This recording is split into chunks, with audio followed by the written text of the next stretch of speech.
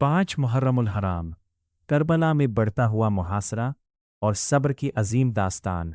5 मुहर्रम उल हराम 61 हिजरी को करबला के मैदान में हालात मज़ीद सख्त होते जा रहे थे।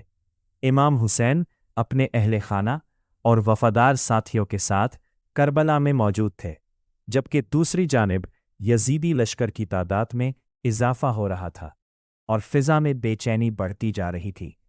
करबला में इमाम हुसैन का काफ़िला तादाद में बहुत कम था, लेकिन उनके हौसले बुलंद थे।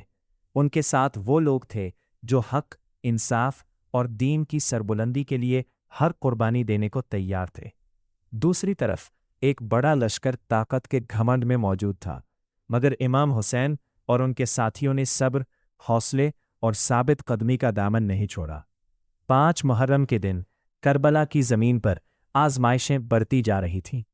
ख़ैमों में मौजूद ख़वातीन और बच्चों के लिए हालात आसान ना थे, मगर अहले बैते रसूल सल्लल्लाहु अलैहि वसल्लम ने सब्र और हौसले की ऐसी मिसाल कायम की जो तारीख़ में हमेशा के लिए यादगार बन गई। इमाम हुसैन के साथी जानते थे कि आने वाले दिन बहुत सख्त हैं, मगर उनके दिलों में ईमान की रोशनी और हक़ के लिए कुर्बानी का जज्बा मौजूद था।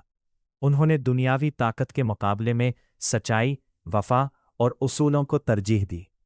करबला हमें ये पैगाम देती है कि हक़ का रास्ता कभी कभी मुश्किल ज़रूर होता है, लेकिन सब्र, ईमान और कुर्बानी इंसान को अज़मत अता करते हैं। 5 मुहर्रम का दिन हमें वफ़ादारी, हौसला और साबित कदमी की याद दिलाता है। करबला की दास्तान आज भी दिलों को ये सबक देती है कि जुल्म के सामने खामोशी नहीं, बल्कि हक़ के लिए साबित कदम रहना अजीम किरदार है।